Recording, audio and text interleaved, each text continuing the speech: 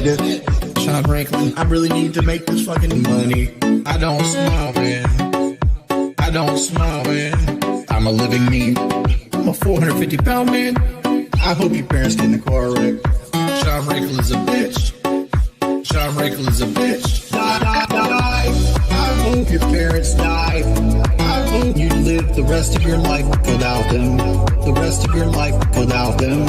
Sean Franklin. I hope your parents die. I hope you live the rest of your life without them. The rest of your life without them. Fuck you. Fuck that nigga. Ban everybody that says I got on. That says I got on. Fuck you. Fuck that nigga. Ban everybody that says I got on. That says I got my fucking hair falling out. Sean Franklin's a bitch. Sean Franklin's a bitch. Fuck that nigga. Sean Franklin's a bitch. Sean Franklin's a Fuck that nigga. This is the last hoorah. Big up Liquid Richard. Shout out Sean Franklin. Lord of the Wing. Feeling a little bit nostalgic. By the way, I've been fucking with my audio levels all like the entire time before I went live. So if I'm too loud or too quiet, or if I'm maxing out or whatever, tell me, because I'll fuck with it. But I'm trying to edit out or fix the fact that whenever I breathe, you can hear every time I breathe, and every time I like close my lips or pause or whatever, and it annoys the fuck out of me. So I've pulled out the pop filter, and I've been fucking with my levels and stuff. Too quiet. I'm looking at the levels. I can see that my levels are very high. It's probably too loud, if anything. Muted ASMR, Amogus ASMR stream. Okay, whatever. You're all fucking with me. If there is like an actual issue, I'll never even know. So, because you guys have sullied your reputation. Anyways, I have the plants. I have some various things to talk about. I'm gonna recap me being extremely agitated this entire week. I don't know why. I've just been in a fighting mood. I've been wanting to run around and scream at people, so that's what I've been doing. It might have something to do with the fact that I'm significantly poorer than I was a week ago because of Bitcoin. No, that's not it. I have full confidence in the magic meme money returning to its rightful place. Here are the plants, though. This is last week. And as you can see, they're pretty fucking big. It's crazy how much they grow. And now they're even bigger. I think that they're a little bit thirsty, so I've already watered them. Everything's a little bit bigger, especially the parsley has grown significantly. The thyme and dill is kind of like spread out. It's very flat. I wish it would grow taller. The peas are going up, and they're attaching to the back trellis as well, which I expected that they would grow that way to begin with, and I was wrong. So I had to buy the middle things to fix it. And the basil is the only of the new ones that I planted that are sprouting so far. And one of them I found like tucked on the side, like the little seed had blown off, and it was in the corner, growing into some dirt that had fallen there. So I've salvaged that and placed that into one of the planters. So I'm hoping the other things, which I forgot, but whatever. I think mint is one, and basil and oregano. Yeah, oregano. And that's it. Okay, and then my ensemble will be complete. So pray for the little ones that have in Germany. Yeah. Anyways, that is the plan update. I would like to. I mentioned already the Bitcoin. I would like to talk about the Bitcoin, just briefly. I'm not like nobody, like anyone who says that they have any fucking idea about Bitcoin is a liar. Anyone who's pro Bitcoin is a liar. Anyone who's anti Bitcoin is a liar. anyone who thinks that they have any fucking idea what's happening is a liar. But I do like this chart, which has been floating around for a little bit right now, and I'll share it with you guys.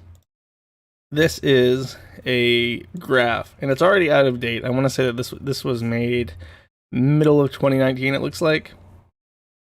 So it is a retrospective of Bitcoin going back to about 2012, and the way that Bitcoin works and has worked is it will go way the fuck up all at once.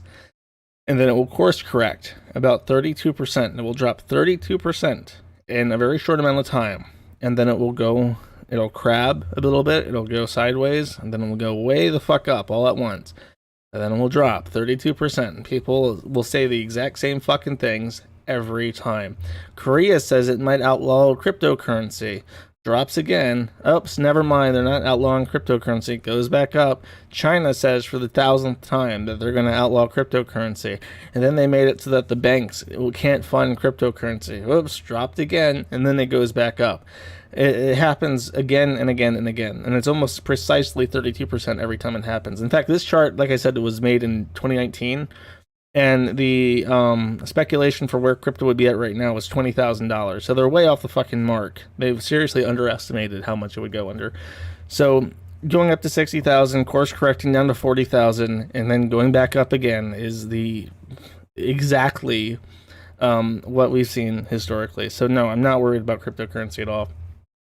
I think that in the far off future, there might be problems, but right now it's like every financial institution in the fucking world is trying to figure out a way to have digital currency or get involved in cryptocurrency, own more digital assets, that kind of shit. I'm genuinely not worried about the longevity of cryptocurrency as a whole. I don't know if Bitcoin will be the top dog for forever. There's like people have legitimate concerns about it, and people counter those legitimate concerns, and it's fucking nauseating to even try and keep up with all the arguments. So I don't bother. In case you're curious, I'm not a financial expert. I don't know anything. I'm an insane person. I'm homeless. I've lived in Ukraine to make ends meet. Don't trust anything I say. But I like Monero. I like Oxen, which also goes by Loki. They changed their name. And I kind of like PivX. But if I had to choose one to go on to, I would be hard pressed to choose between Monero and Oxen, because Monero is more popular, but I like Oxen better as a concept. So that's my Bitcoin talk. Thank you for listening. And I might talk more about Oxen later, but it's very ground level right now. It's worth about $1 each, and they have a lot of plans, and it's sort of like taking root. It's like my little basil plants. It's just a seedling. You can't bet the house on it yet. Okay, let us continue to Dark Side Phil. This is a very inwordy episode of whatever the fuck you call this, if it's a stream or a podcast or whatever. Dark Side Phil got banned for Twitch, and he got banned for Twitch, or from Twitch, for precisely like an hour because of this. When stationary, negative 75% damage, that's really bad. Let's hear it again. When stationary, negative 75% damage, that's really bad. Stationary inward. You gotta watch out for those stationary inwards. I'm sorry, but like, I don't know. It's just like, it's like a brain fart. It happens. But he clearly says it. Hard R. When stationary, negative 75% damage, that's really bad. I don't even know if he's aware of what he said. He does a really good job of keeping the poker face, because he doesn't react to it at all. He just corrects his mistake and moves on. So if he's aware that he said the N-word, hard R, he keeps his cool. Unfortunately for Darkside Phil, Twitter or Twitch is ran by machines, and he was banned because the AI literally heard the N-word, and they said, beep, boop, this is racism, get out, and they banned him for it.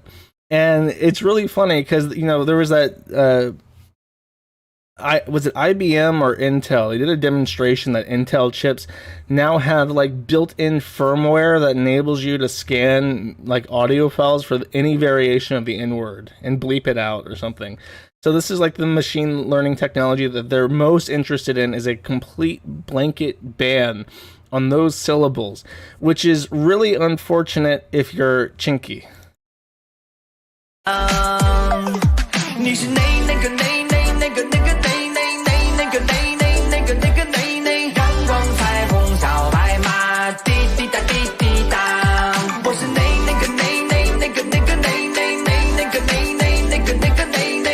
光彩虹小白马，滴滴答滴滴答。 And you all wonder, why does he love China so much? Well, now you know. they can say anytime they want. Now, if you're curious, that is a song from Taiwan, and in both Mandarin and traditional, right? Well, Mandarin and traditional is like the same thing. It's just written differently. What he's saying is niga, and that means that, or that one. Ga means a counter. Ni means you or that. So that one, specifically that one over there, niga. And so there's issues with this technology already in certain games that are centralized services that have maps and shit. Chinese people saying, oh, that one over there, they get fucking banned because they said the N-word, and the fucking Intel machine learning doesn't realize it, and they just ban them. And then there's also a Japanese word, like if you say run away, that says niga as well. It has the same exact syllable. So it sucks to be Chinese or Japanese, I guess, because you're going to get fucking banned for speaking your language. Imagine, I want you to imagine the insanity. Imagine if China was the tech center of the world, and something like that one in English sounded like Tiananmen Square 1990 or 1987, right? And it just translated that way, and we had Chinese like processors that automatically banned you if you said that one because it sounded too much like a thing that they wanted to ban or censor in China, and we just had to fucking live with it because our overlords are retarded and extremely sensitive to language in that way. What a fucking nightmare that would be. Yeah, so that's the DSP update. Also, and completely unbeknownst to anyone, Darkside Phil has been demonetized even before the dreaded stationary N-word incident. He was demonetized on Twitch completely, kicked out of the partner program, just completely no ads, no subscribers, no emotes, no tips, nothing. You have to go through Streamlabs or whatever to give him money now. And he says that after a month he got a notice from Twitch explaining that the reason was he has a history of hate speech. And like that doesn't make any fucking sense. His content is like the most squeaky clean, inoffensive shit ever. It's like just milquetoast as fuck. He's super bland. And the people that like his content, unironically, are just like low IQ, N-word cattle people. Like their brains are like running at 50% at best. They are handicapped. So there's like no offensive content on his channel for him to be demonetized with. Like apparently he made like a bunch of Jew jokes and shit like 10 years ago, and I can't even imagine if that's what caused it. Because there's like there is literally let me find this. Hold up. It is OSIT at Twitch TV, and that is the email address that they've set up to report people for off-site behavior. That's what it stands for, off-site, whatever the fucks. So OSIT at Twitch.tv. Now, if you want to narc on any Twitch creator and get them banned, that's the email address to send shit to. They will accept reports from anyone. And I guess that people have just been spamming OSIT at Twitch.tv saying, oh shit, he said this in Dead Space in 2013. You gotta fucking ban him. He's like such a racist, homophobe, xenophobe. And it worked eventually. And which is the fate that belies us all. And I see, and this ties into something I'm gonna talk about later, but I see people like on the forum like celebrating it and saying like, oh, finally he's not gonna get to milk his pay pigs. And it's like, why do people celebrate this. I think a lot of people just they hate him. So anything that happens to him, regardless of the broader implications, is a good thing. And I really hate that sentiment that we should wish things that we wouldn't wish on ourselves that happen to other people. Yeah, it is, yeah, like that, exactly like that. Like if people are just fucking talking, if they said something that you didn't like 10 years ago, you wouldn't want that to fuck over people that you like. So why would you want it to fuck over people that you don't like? Because that just gives people permission to do it to you later. And people are alien to this concept. And I've seen it more and more, like in recent time, people advocating for things that they don't support just because the person that it negatively impacts right now in this situation are people that they don't like. And Darkside Phil is like the incubator for that. If people want to give him fucking money, it doesn't matter how you think that he's manipulating stupid people. It's like, it's their fucking money. Who are you to say that he shouldn't get it? If like, oh, he's going to waste it. Who gives a fuck? Do you spend all your money perfectly? No, you don't. And it's none of your fucking business. Like, if you want to make fun of him for it, go for it. But you shouldn't say, oh, he deserves to have no money because he's going to misappropriate it. It's like, that's such a juvenile fucking control freak logic. And I really, really resent it. And people get mad at me saying, like, oh, stop defending him. You're white knighting him. Or you don't want to die on this hill because it's DSP. Like, fuck you. Nobody deserves to be demonetized. That's ridiculous. Nah. What about Chris? People are mad that I'm going to give him silver coins. Like, what if he sells it? What if he sells your coins to the pawn shop for their melt value and then he buys Legos? Like, I don't give a fuck. That's what makes him happy. That's the whole point of money, is it exists to make you happy. So I don't take it personally at all. And I don't know why other people do. You should not wish these things on people that you would not want to happen to yourself or to people you support. And I would wish people would exercise a little bit of restraint before celebrating something bullshit like this. Like, literally nobody has any fucking idea, and it's just Twitch saying that it's offensive content. Like, fuck you, Twitch. I go to twitch.com and I see, titties all over my fucking screen. And it's like, a softcore, it is literally a softcore pornography site telling people that they're being offensive because they said the N-word 10 years ago. Fuck off. Anyways, we'll talk more about that in a second. I'm going to be bitchy today. I hope you don't mind.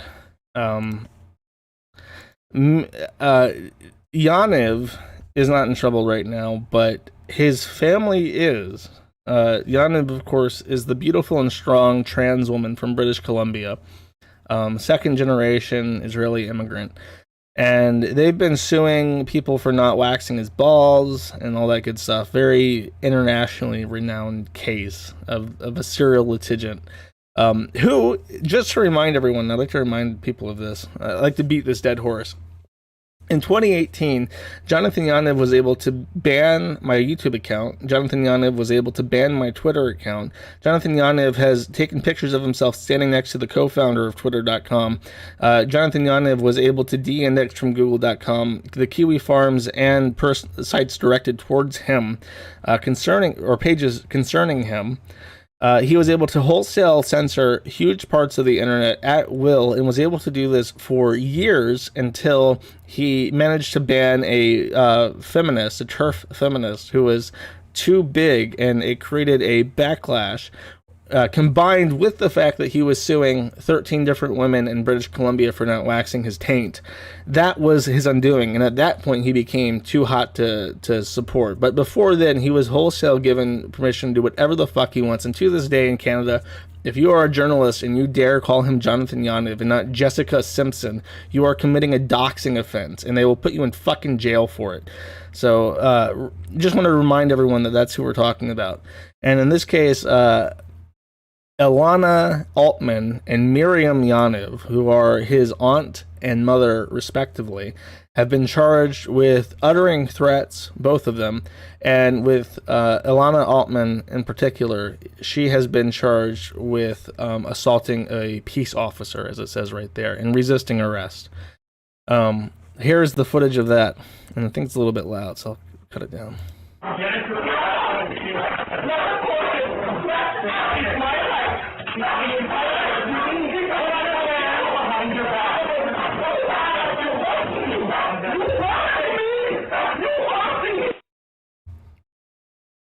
So that's his aunt, I believe, resisting arrest, and that's their home security footage. So, in case you wanted to hear someone screaming "Oigevalt," there you go.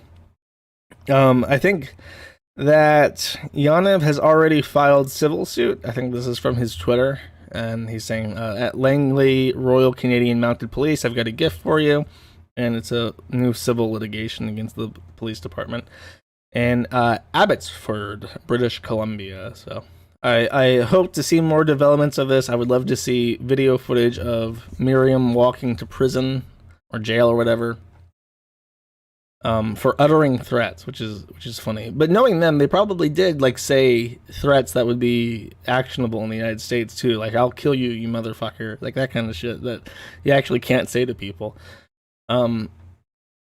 So yeah, that's promising. I can't wait.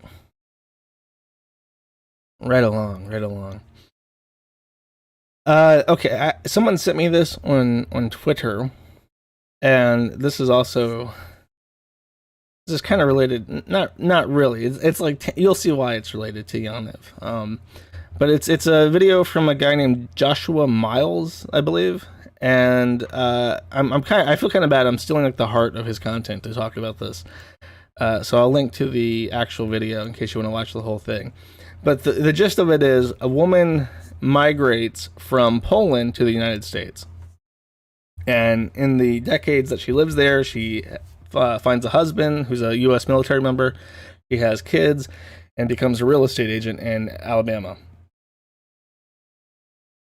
And at some point, she wakes up to news that a website called she'sahomewrecker.com has posted allegations that she was having sex with a customer's husband in an old unsold home that she was selling as a real estate agent, and it destroyed their relationship.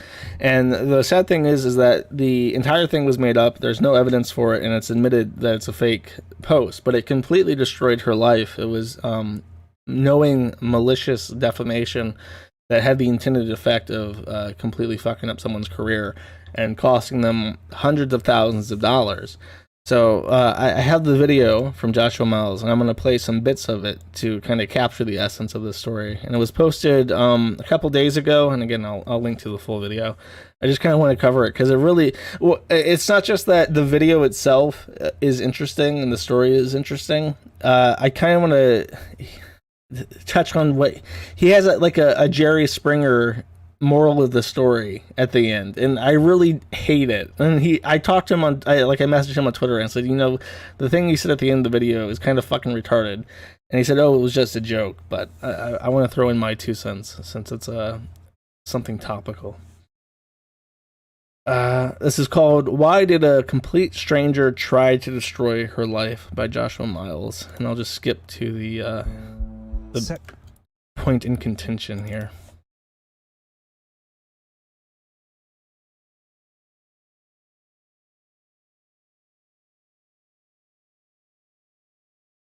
Of at least getting her picture removed. It was through this lawsuit that the identity... So she's suing the website She's a Home Wrecker to try and get the post removed and also identify the person responsible for the defamation, who would be the person you would target with the defamation suit. The identity of the original poster was revealed. 42-year-old Molly Rosenblum. And what's most interesting here is that Molly and Monica had never met, never crossed paths in person. They were complete strangers to one another. Molly Rosenblum lived in Athens, Alabama, which was about a 45-minute to 60-minute drive away from Huntsville, where Monica lives. Sorry if it's too quiet. Is it still too quiet? This is as loud as it gets for me, unless I increase the gain. So why have this complete stranger fabricated a story about Monica? To answer that question, we have to wind the clock back to 2014. On the 20th of June 2014, 18-year-old Alabama teenager Brianna Mitchell posted a selfie on Twitter. So just a too long, because he takes like 2 minutes to explain what this selfie is. This is a famous picture by now, by the way. She's in Auschwitz, and she's taking a selfie and she's smiling at it, and that was enough for people on the internet to accuse her of being a Nazi and saying that she should be in a duty poo-poo rape dungeon or whatever. The reality is that her father was a World War II history buff. They intended to take a tour of Europe and and visit memorial sites like Auschwitz together, and she's smiling in the picture because she's thinking of her dad, who is dead. And this caused a bunch of people to get super butthurt on the internet, as they frequently do. And in particular, Miss Rosenblum was very offended by this.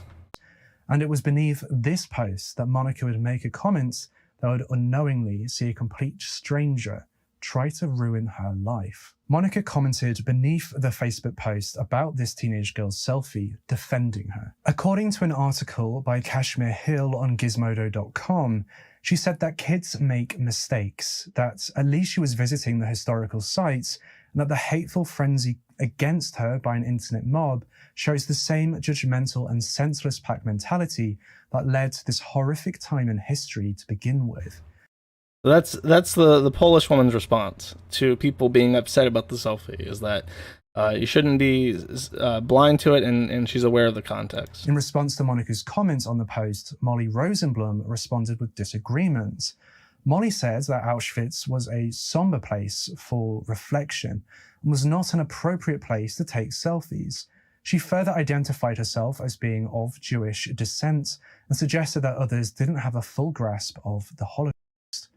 Though Monica responded back to Molly saying that Auschwitz isn't her place and that it belongs to all and was a former killing zone of all, including originally Polish people. Now, as we know, Monica was born and raised in Poland, and she had actually visited Auschwitz on numerous occasions to pay her respects. Monica could actually identify where in Auschwitz the teenager had been standing, where she had taken the selfie, and had actually. So that's the great twist, right? That's the exchange. Under this selfie, she says that people shouldn't be upset because she's she's learning about history, and people dogpiling on her is the same kind of mentality as dogpiling on Jews, and it's a bad thing, right? Then Rosenblum, who is the defamer, says, actually, nobody should be allowed to smile in Auschwitz because it's about how the Nazis killed Jews. And she says, well, actually, it started as a place to kill Polish people for Lebensraum, right? That is the exchange. Now, Rosenblum did not take this defeat lightly in the halls of intellectual debate. So she, as revenge, went on she'sahomewrecker.com and posted a horrible story about how this woman fucked her husband in a household and pulled up where she lived and her estate agency and forwarded this information to like her co-workers and broker and Remax where she worked. Just completely and utterly did everything possible to destroy this woman's life, and then by her words forgot about it and let the hundreds of thousands of dollars of economic damage set in, which resulted in 2 years later her identity being revealed because of the results of this the lawsuit. And this is Rosenblum's email to the Polish woman's attorney after the lawsuit had been discovered. She got wind of the lawsuits. She immediately emailed Monica's attorneys, doubling down on what she'd said.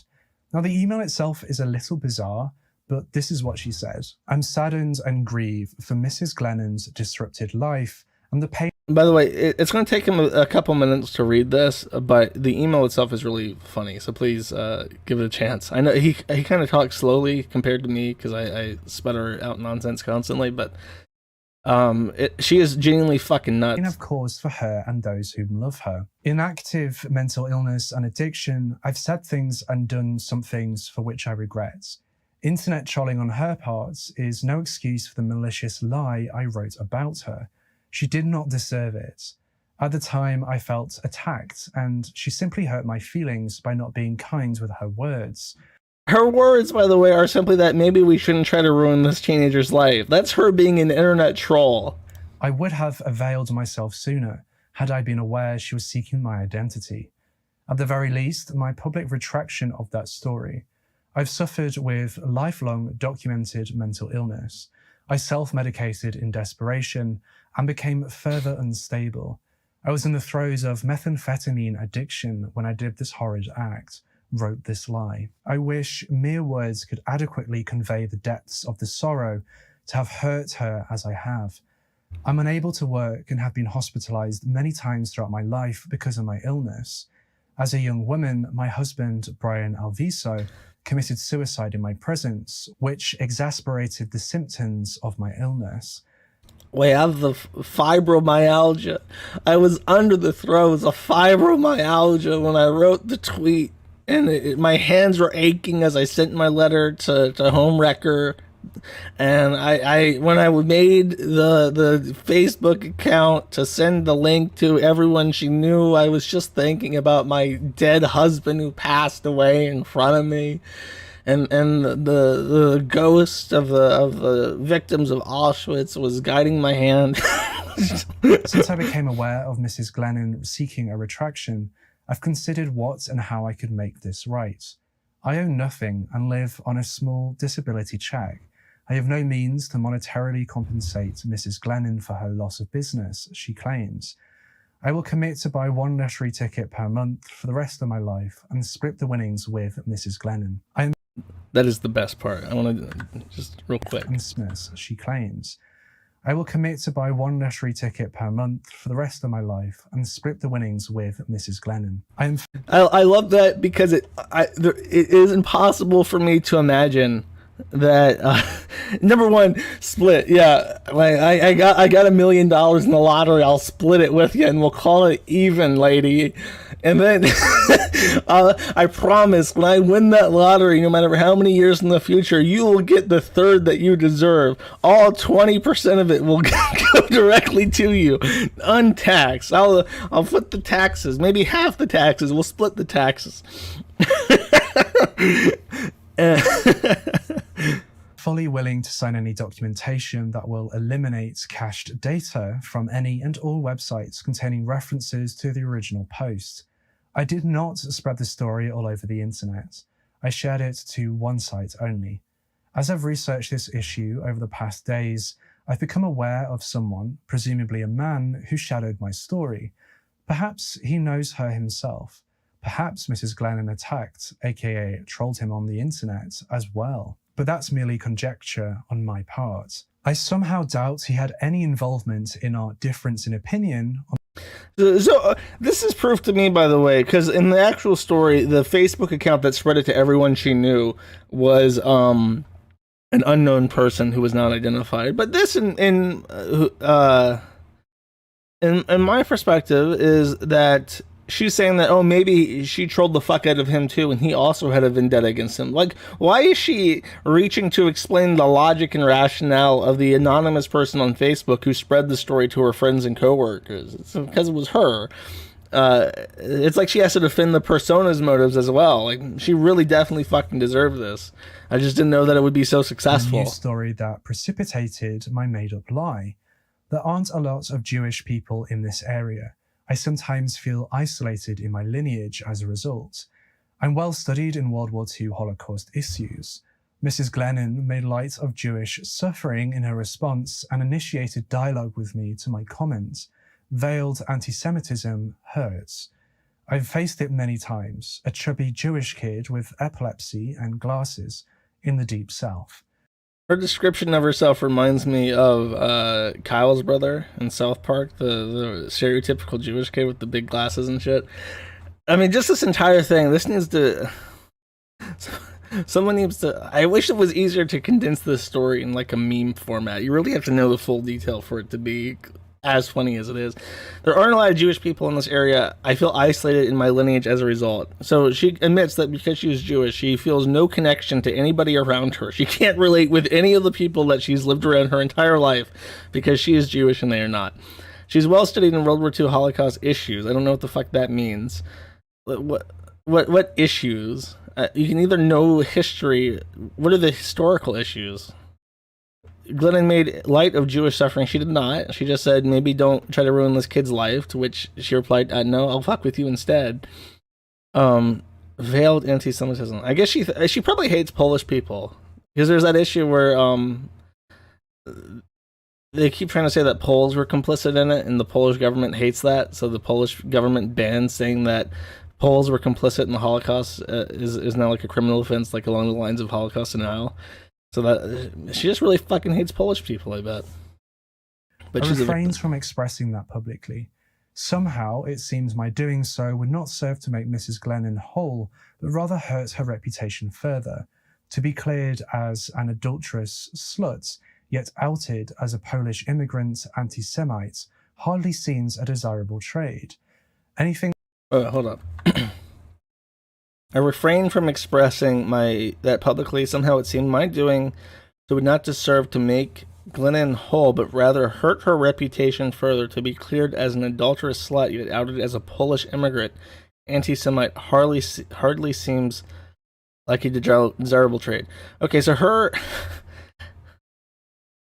logic is fucking crazy here. She literally, I don't know if she's making this up, trying to excuse herself or what, but she didn't accuse her of anti-Semitism in that post, because in her mind, saying that she has professional misconduct doing her job is the same as calling her an anti-Semite in response on that Facebook post. Like they're equal blows, or it's even worse. She said it's not even a fair trade. It's better to make her a professional misconduct, or someone accused of professional misconduct, versus being known as a Pole, like literally outed as a Polish immigrant anti-Semite. Hardly seems a desirable trade. That is fucking moon logic. To borrow, who said moon logic last stream? There's someone I was listening to who said moon logic. hardly seems a desirable trade. It's gonna drive me crazy. Anything I can do to ease Mrs. Glennon's pain, anger, or loss, I'm fully and wholeheartedly willing to cooperate. However, I will protect myself by making that initial contact public. Oh, Jim Sterling did. Jim Sterling said that going trans to make money was moon logic. Should Mrs. Glennon care to continue a public campaign of this matter, I could argue that she has received $1 million in reality sympathy advertising as a result of this case. I do not wish to shroud my life with this negative, unforgiving energy, which is why I seek an amicable way to satisfy Mrs. Glennon. So she says, I'll do whatever I can to ease her pain, anger, or loss. I am fully and wholeheartedly willing to cooperate. I could argue, so this is like a legal argument. I will protect myself by that initial contact public should... Oh, she's threatening her. She says, if you go forward with this lawsuit against me, I will protect myself by making sure that people know that she is an anti-Semite Polish immigrant. Should she continue to make a public campaign? Should she continue with the lawsuit? I could argue that in response to this, she has received $1 million of advertising, because like me talking about this case is advertising her real estate company. That is I watched through this, I clipped this, and I did not pick up how fucking crazy that statement was. It just kind of was like word gibberish, mashed potato, until I really thought about it. That's fucking nuts. But she does not want negative energy. Okay, whatever. I have $54 in my checking, of which I generously will turn over to Mrs. Glennon. I have no money to hire counsel to answer her complaints. I can't compensate her perceived financial loss. I have a 20-year-old van that barely runs, and a little boy about to turn 12 years old on Tuesday. Oof. I saved money for 2 months to buy him a birthday gift. So it's like flipping between, like, if you fuck with me, I'll make sure that everyone knows that you're an anti-Semite. But please don't. I don't like negative energy, and I have a little boy, and I've got a van that barely even works, and I had to save up 2 whole months to buy him a Hanukkah present. Please don't sue me. Today, I am truly happy. I make amends to those I've wronged when the opportunity presents itself. I see a therapist and attempt to navigate through the wreckage of my past. I used to believe life had not been kind to me. Today, I find great joy in the azaleas I just planted, and hopeful the blueberry bushes I recently adopted will bear fruit, if only just a small bit. Today, life is what I make of it. I find great peace each day in a relationship with God. And there is my answer to her complaints. She's put down her life of trolling and has planted azaleas and blueberry bushes And that's the pride and joy of her life. So please don't sue me, mister. I'm doing my best here. That's just funny. So the lawsuit is won. She is awarded something like 180,000. It's like a piddling amount compared to like what she actually suffered. She'll never see, a dollar of any of that money. The post gets removed. She wins the case basically. And this is the aftermath. This is not as interesting. This reply right here. Here's the aftermath of Miss whatever the fuck Rosenblum. Into it, but out of this lawsuit, she was awarded a substantial amount of money. Monica, after 3 years, had won this battle that had all started over a Facebook comment. But that's not where this story ends. While this lawsuit was ongoing, Molly Rosenblum was actually arrested and charged with kidnapping. Athens police say that at around 2 p.m. on the 12th of October 2016, they found the victim running down Market Street. The victim told the police that he had been bound and held against his will for nearly 12 hours.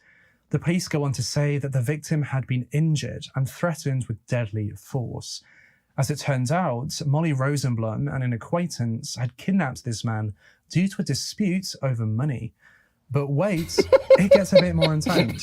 The police then learned that Molly had kidnapped somebody else back in August of 2016, after Molly had noticed some of her narcotics had gone missing. As a result of all of this, multiple charges were brought against Molly and her acquaintance, and she was sentenced to 20 years imprisonment, which began in November of 2017. Molly will be eligible for parole in 2024. Monica, on the other hand, is grateful that she was able to find closure in the horrific defamation that she faced. Okay, and here's the point that I wanted to address. This was the moral of the story that he came up with for this. That she could clear her reputation. The lesson to learn from all of this: stop getting into fights with strangers on the internet. It may seem harmless, but there might be another Molly Rosenblum out there. So that, he said that was a joke. Sure, whatever, it's a joke, but it's still like I really hate that. I hate that sentiment. Like, don't, whatever the fuck you do, please do not defend people accused of being Nazis on the internet because they took a selfie at Auschwitz. Whatever the fuck you do, don't do that. You have to live in fear of Molly Rosenblum because she might fucking get you. Like, no, the moral of the story should be anything else besides that.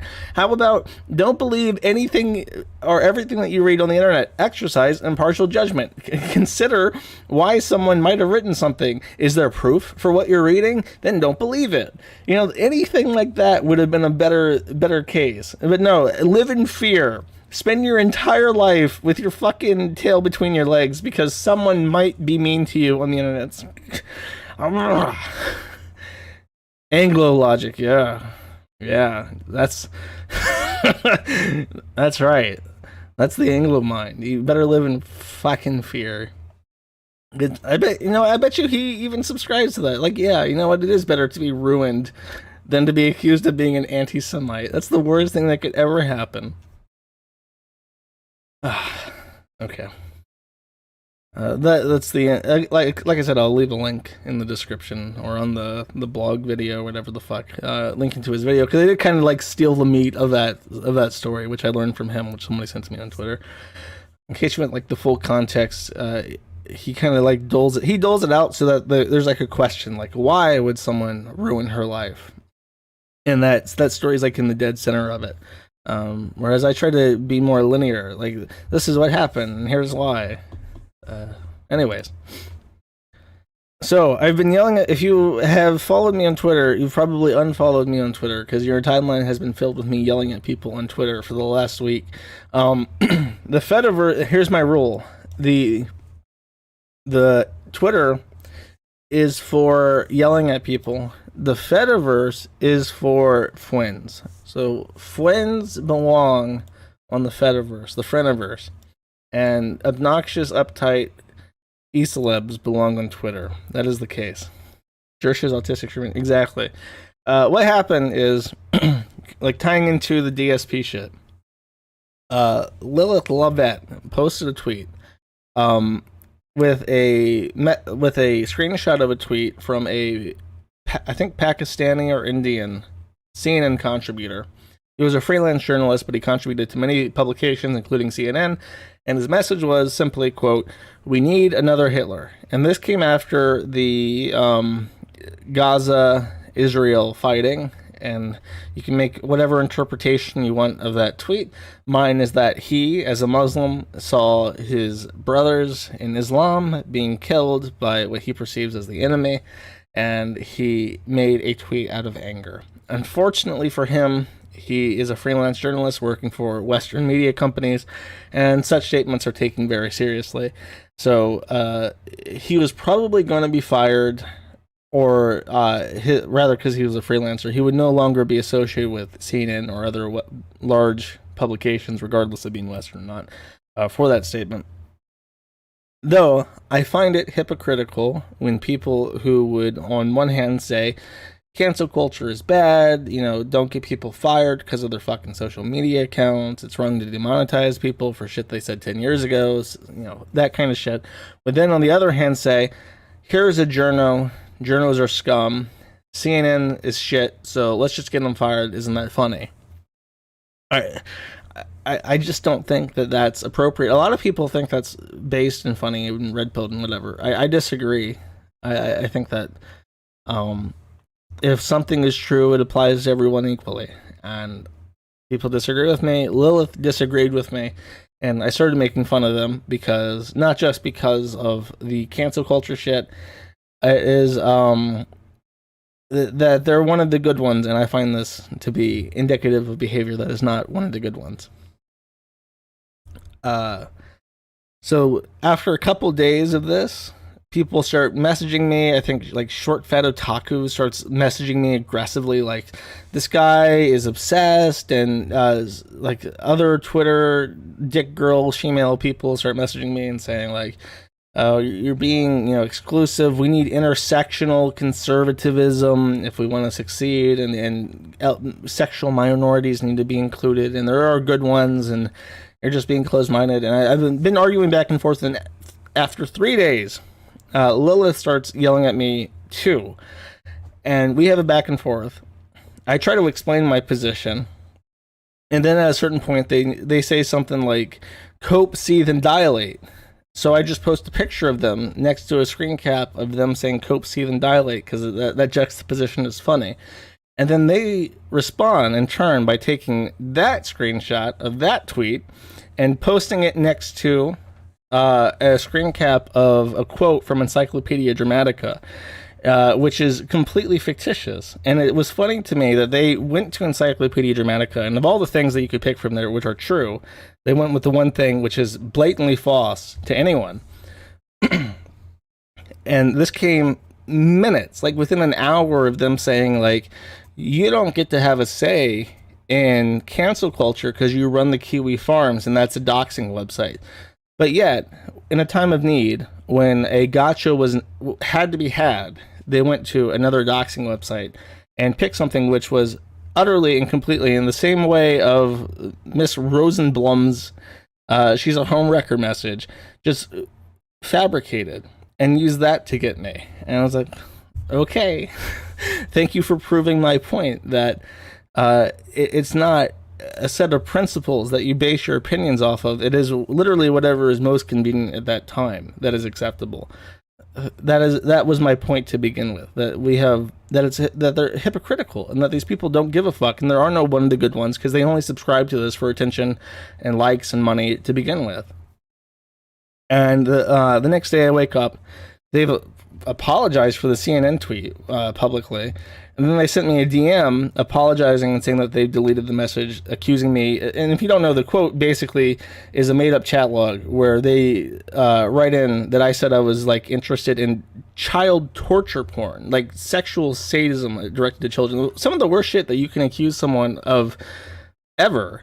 That if you are going to accuse someone of being into child torture porn, you should probably verify that it's not completely fake, that there's at least one source for it. But they did not. In their expediency to find something that they could use to embarrass me, they went and just took it at face value. But they deleted that, and then they apologized in private for it. 5 hours later while I was asleep. And my opinion of that was, I posted my response on the forum in the thread for Lilith, and I said, like, I think if you were actually genuinely remorseful for having done that, you would have made an apology in public. And I wasn't asking for an apology in public. I was saying that, gauging their intent, that would have been the appropriate course of action. That's what they did with the CNN stuff. But I think it was more of like, we can continue this, and it felt kind of threatening to me. Like, we can continue this, and I can keep doing, like, posting this kind of shit against you, unless you like, reconsider going after me. And it's like, whatever. I'm not interested in this kind of bullshit with you. I'm gonna continue to criticize you for doing things like supporting Drag Queen Story Hour when you did, which you only recounted after it had been outed that people involved in the affiliates of the organization had been sexually abusing children, like everyone knew from the start would happen eventually. But my point was, like, I'm not asking you for a public apology because I don't care what your followers think. And in that sense, I have seen so many fucking weirdo degenerates coming after me, like people who you click on their timeline and there's like, they're retweeting like lolicon, like toddlers pissing on their main timeline. There's she-males selling OnlyFans account, and you see their butthole very first thing when you click on their profile, anime avatars, and all the associated bullshit with this. And it's like, these people are fucking mentally ill, like all of them, not out of the bunch. Like, oh, and the guys who came across as more normal, they were dating trans girls and were subscribed to OnlyFans accounts and retweeting other trans girl OnlyFans models and shit on their timeline. And it's just like, you're all perverts. And it was sort of like a shocking moment to me. It was like a come to Jesus moment where I realized that the people who call themselves libertarian are not like me, where it's like we should be allowed to criticize people and say, whatever you want. That's not like, there should be a civil process for defamation, but in general, there should not be a like a CPU that filters things out based on how it sounds. Like, the people who agree with me on that all seem to be in it for one reason, and it's either, or two reasons. Either A, they want to open up their own point of view, and that would be like your Nick Fuentes and Andrew Torba, people who want to promote their own politics supporting freedom of speech only so that they can say what they believe without repercussion. Or B, people who just want porn. And that's so many of them, is that they only care about this libertarian argument because they want to smoke weed, they want to watch lolicon, they want to have she-male girlfriends, and they want to have OnlyFans subscriptions to she-male porn stars, and that's all they give a fuck about. And like petty consumer shit, like uncensored anime and making sure that video game characters can be, disproportionate big titty elf girls and shit. And it's like the most low IQ things that you could ever possibly be concerned about when it comes to speech. And it's really depressed me. It's really made me lose a lot of faith in any potential libertarian movement, because they really don't give a fuck about people being able to say what they want and monetize what they want, make a living promoting their philosophies and that kind of shit. They don't care about that. They care about tranny dick girls being able to come on a camera and post it to Twitter so that children can see it without any issues. That's it. That's their fight. And being able to smoke weed and jerk off to lolicon. And I really hate that. I really hate that. And I had an argument with people about porn too, and I don't know what the fuck's happening to me. I guess I'm just getting old. I'm just becoming a bitter old man. I'm looking at this shit that I wouldn't have cared about like a couple years ago. But people saying like, Here, I'll post this. I wasn't even planning on talking about this because when I talk about porn, I find myself thinking about Andrew Torba and his shit. But someone said like there's no link between like porn and societal issues, but I think that's wrong. This is a survey from 2018 that shows that God knows how it is right now, but in 2018 it had risen from 15 to 8% of people under the age of 30, above the age of 18. So adult men below the age of 30 have reported that they are virgins. More than a quarter of them are virgins now, as opposed to in 2008 and before, where the amount would vary between like 8% and 15% would be virgins. So it's almost doubled to 30% now. And I'm sure if you look at it, it's probably even higher now. And I think that a big part of that is that pornography is now so ubiquitous. Everyone has it on their phone, and people said, well, before 2008, pornography was still available on the internet for free. But what happened is in 2007, the first iPhone was released, and the iPhone and other mobile devices are what made, the internet accessible to everyone. That's why the internet got so much worse after 2008. It's because all these fucking normies on their iPhones suddenly had access to the internet and were getting pissed off about things they saw on the internet, so the internet got regulated. And then they shot back and said, well, that's not true because most pornography is not viewed on mobile phones, but we can go to Pornhub directly on their insights page, and we can look at their usage statistics.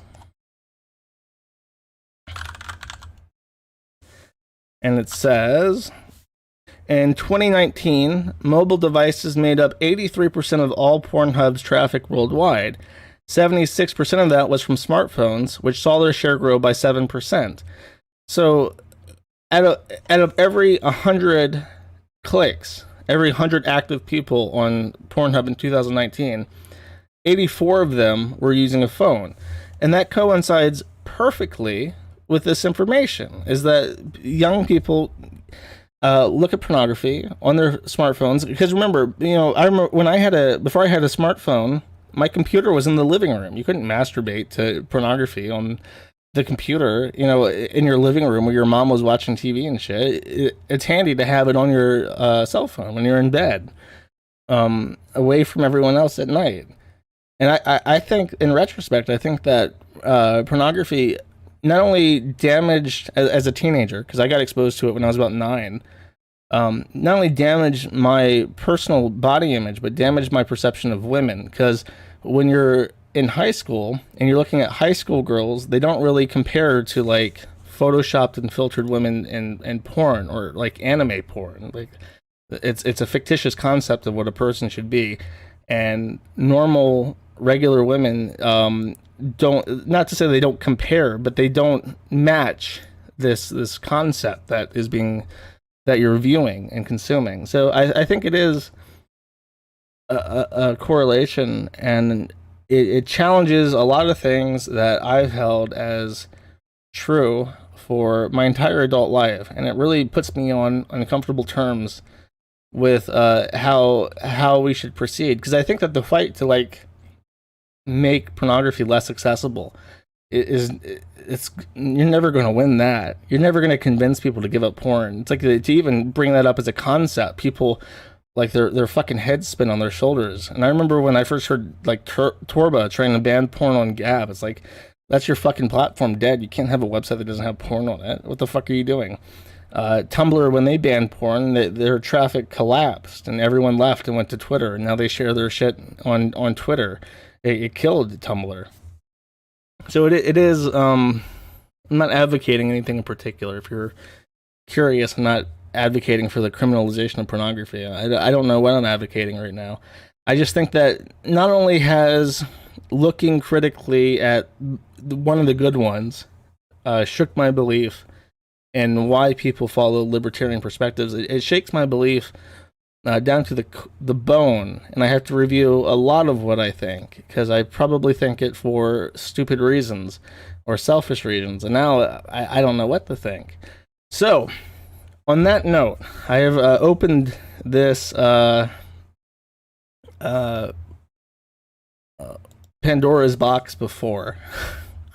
Just out of curiosity, my email address, you can either email null@kiwifarms.net or jcmoon@pm.me.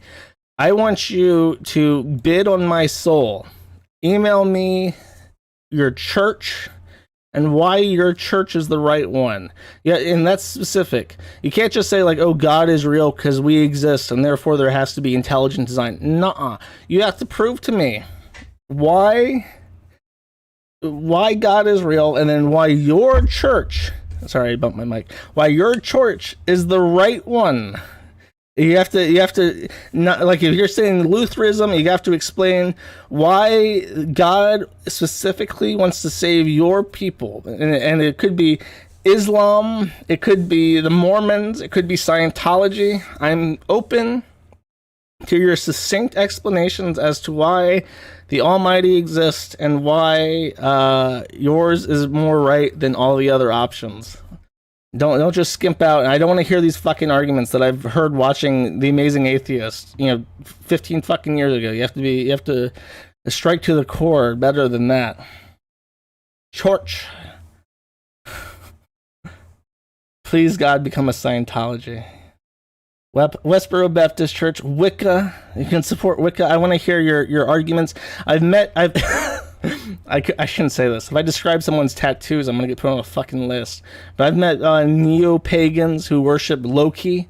I legit had a very eccentric person describe to me that glioblastoma, which is a type of brain cancer that killed John McCain, was divine intervention from the living god Loki from Norse mythology. So I'm open to those thought experiments as well.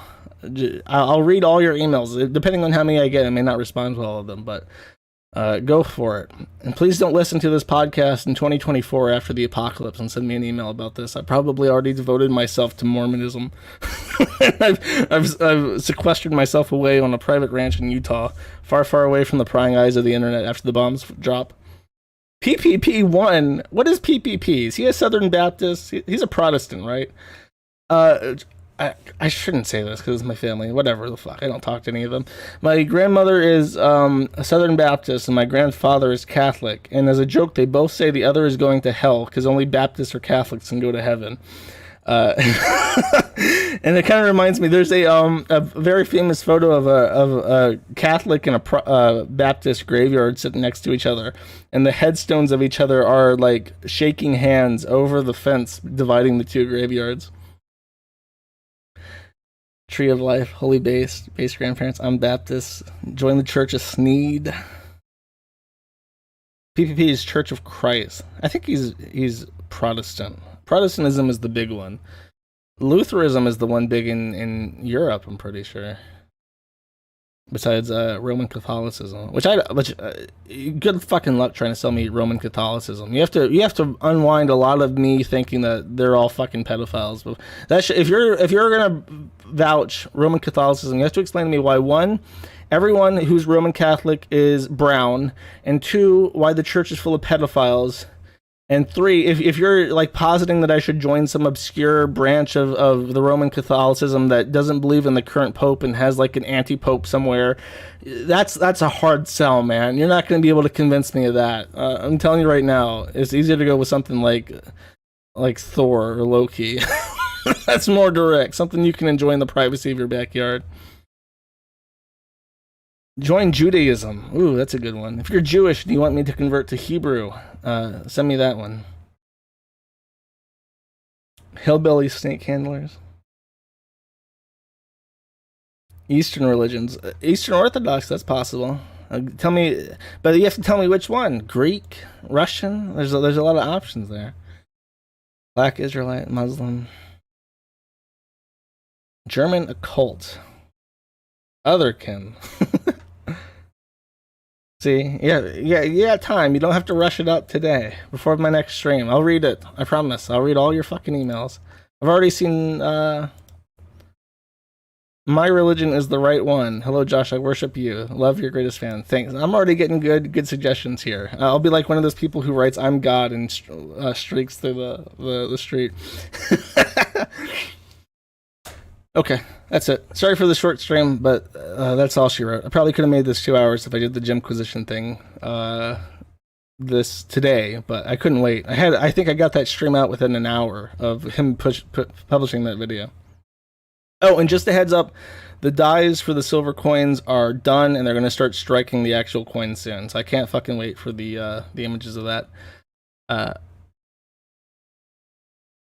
Oh, Chantal. Chantal's fat and sassy. She's back with that Egyptian guy, and she's probably high on cocaine right now. I'll probably do a comfy stream next week with Chantal and Kay's cooking. So look forward to that. Okay, take it easy, guys. I'll see you when I see you, which is probably next Friday. Bye-bye.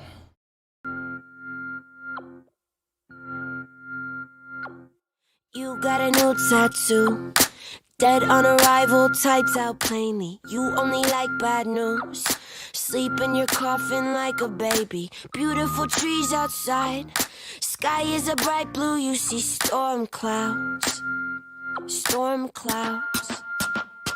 You think it's hot to be sad, but it's not. You're an ex-prom queen, slipping stones in your docks. In a circle of people with fun that's illegal, you act like a cop.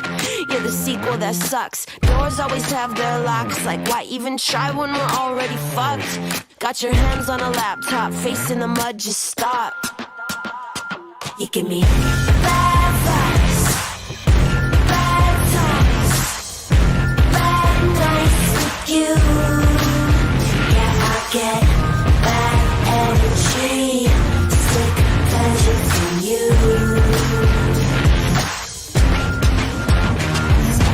Rolling a cigarette when you know that smoking causes cancer. Say that it's just depressing when basic girls sing Tiny Dancer. Sip all your drinks on ice, no surprise. Your backyard's filled with stray cats, and that's sad.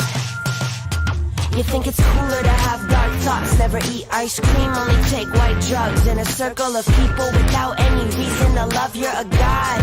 I've been screaming a lot, how is the earth so hot? Like, why even try when it's already fucked? Got your hands on a laptop, face in the mud, just stop. You give me bad vibes, bad times, bad nights with you. Yeah, I get bad energy, sick pleasure from you. You can't drag me down, you can't drag me down. You can't drag me down, you can't drag me down. Cause I feel good, yeah, I'm real good. Said I feel good, damn I feel good. You give me